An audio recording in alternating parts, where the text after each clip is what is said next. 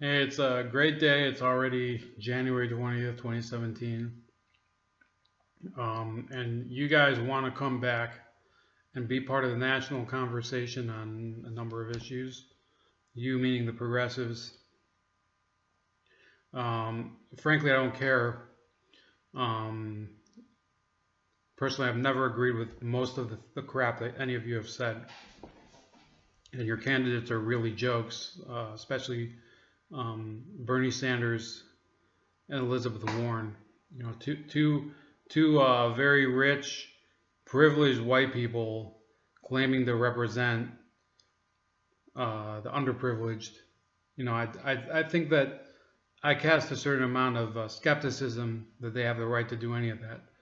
But you know, you can choose whoever you want. You can choose to be represented by retards, but that's fine. But wouldn't you rather?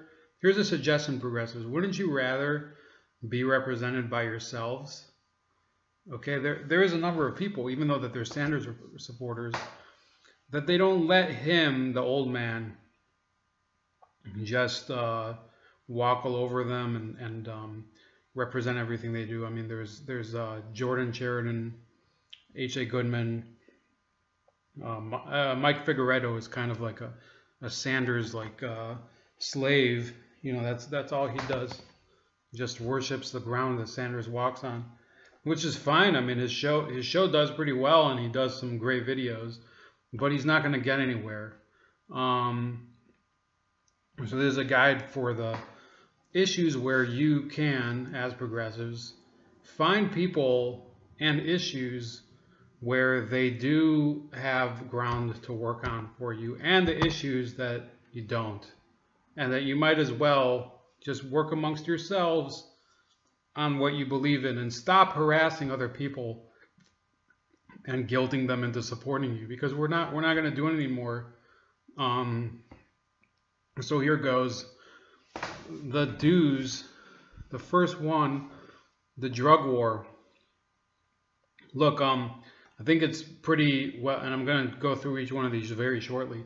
It's pretty well agreed that the drug war has been a colossal failure, and we should shift from an emphasis on enforcement to an emphasis on treatment.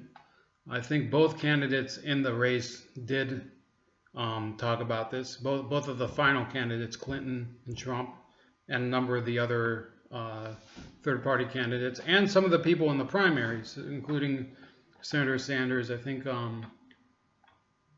did Mike Huckabee mention it too? It doesn't matter because Mike Huckabee didn't get anywhere. But the point being that that's an area I think that you can make the case that we do have to shift strategy on a national level. It doesn't matter what side of the aisle you're on.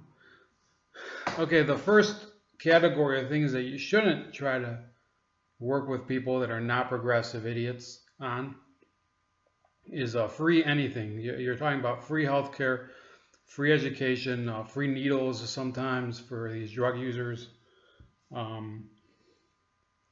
free birth control, free abortions and everything.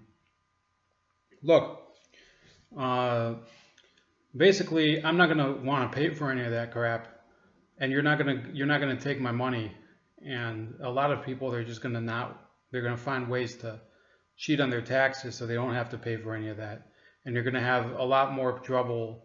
Instead of this drug war, you're gonna have a tax war, which you already have, by the way.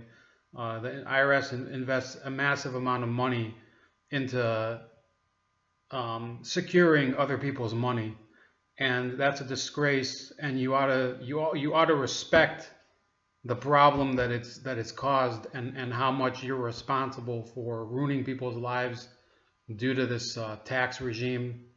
And we're not going to go compromise on that. There was the evidence that was brought and revealed that the IRS did target people based on their political beliefs, and we're not going to want to pay for more shit so the IRS can do this more.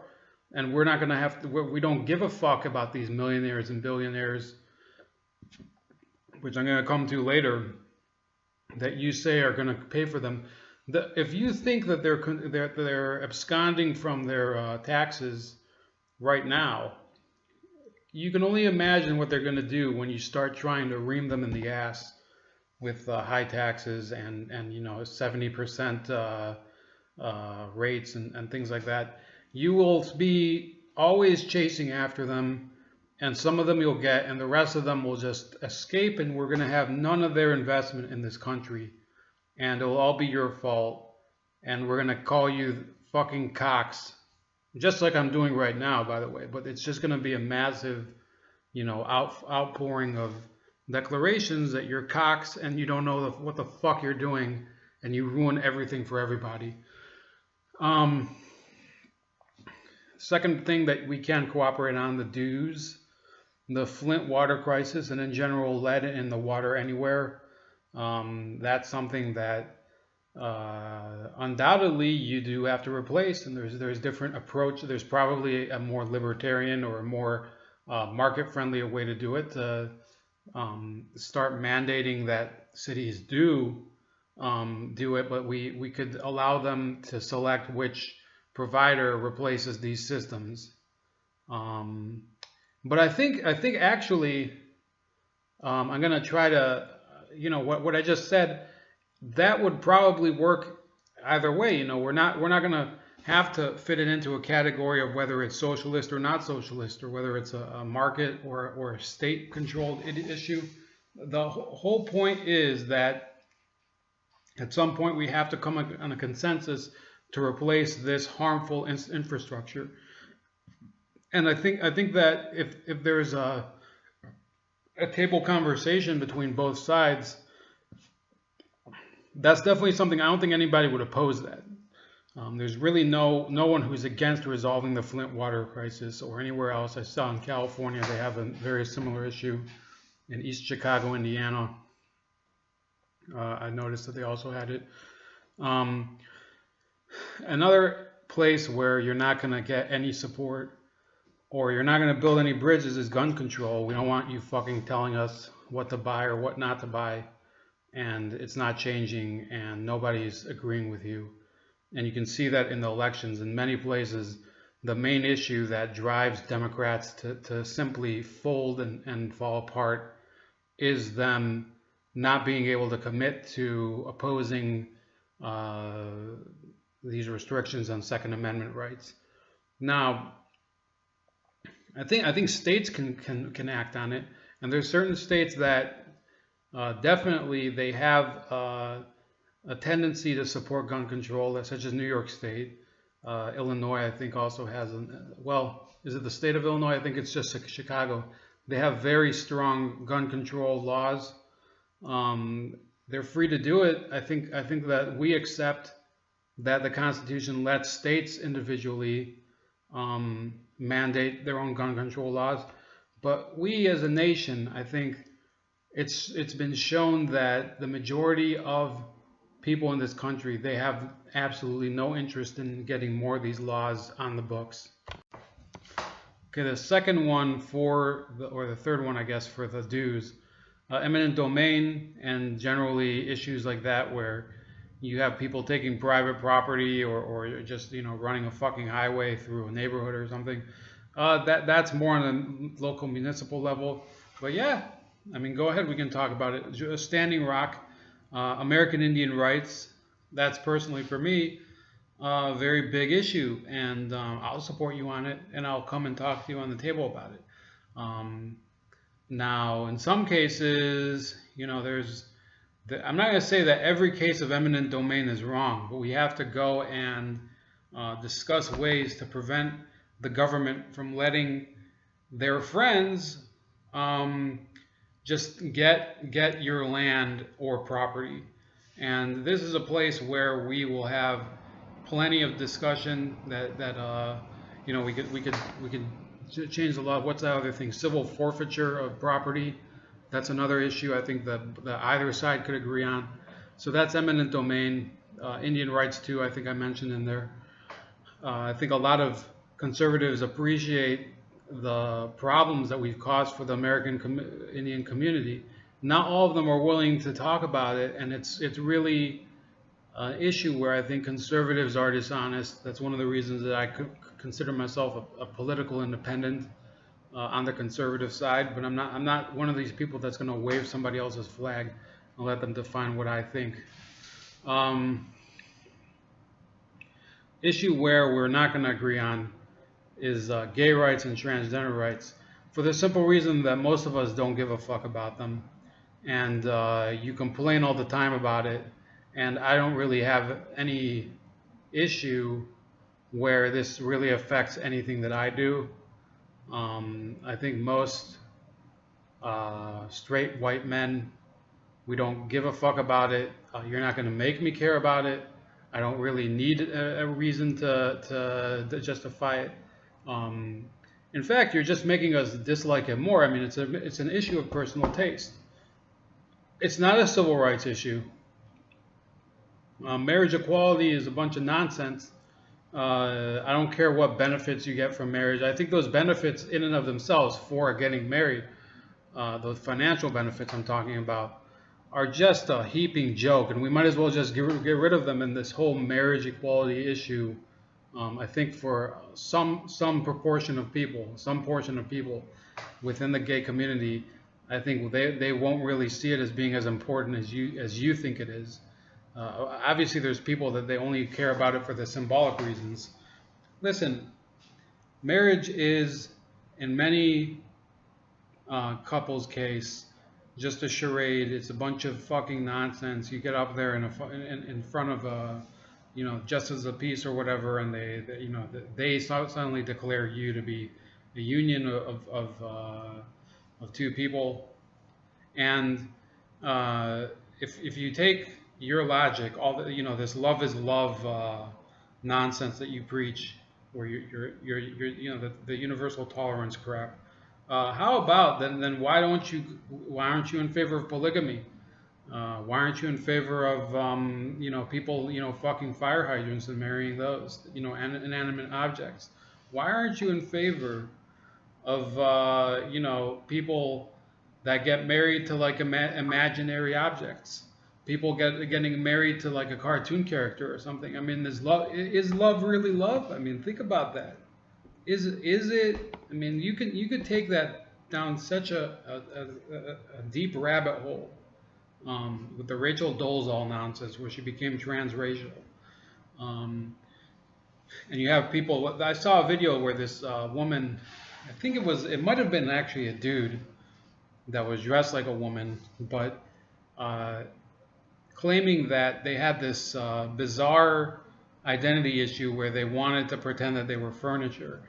And have people sit on them, and it was so bizarre that her or his, I don't know what it is, but the roommate, who was also apparently transgender, also thought it was one of the most ridiculous things that they thought. So we're seeing a telescoping of idiocy. First it was that two dudes, which to begin with is pretty nasty. And then you have dudes that want to be chicks, you have these plug people, these plugs that want to be sockets. Okay, so you're just going from one level of ridiculousness to another. And every time the press and the media, they're trying to call it the new normal. You could how about tomorrow somebody burns your fucking toast at Denny's and leaves eats half of your eggs. Is that going to be the new normal if they start saying, well, we're going to serve you half-eaten eggs and burnt toast? And that's the new normal. Is if they start changing your reality around you, the things that you're comfortable with, don't go and complain about that being an intrusion on what you wanted, because they have every right, Denny's does, to adjust your breakfast to the way that they like it. So if they say, oh, we now serve burnt toast and half-eaten eggs, then you're just going to have to accept it, because that's the new normal, right? Because somebody else decided it. Well, we're Denny's. Those are our eggs and toast. Then you're just going to stop shopping at Denny's. That's the analogy there, progressive morons. If you start setting up shop with shit that nobody wants, including gay rights and transgender rights that nobody cares about, in places where they don't want to care about it, then people are going to stop shopping at your store. I'm talking about Target. You know, this Target protest, this Target boycott. Even though I already hated Target because they were a ripoff, people are going to stop shopping there, and it's a lot of people, and you're just going to start taking more L's and, you know, hitting more own goals, kicking more own goals. Sorry, it's a soccer analogy. Place where we can cooperate.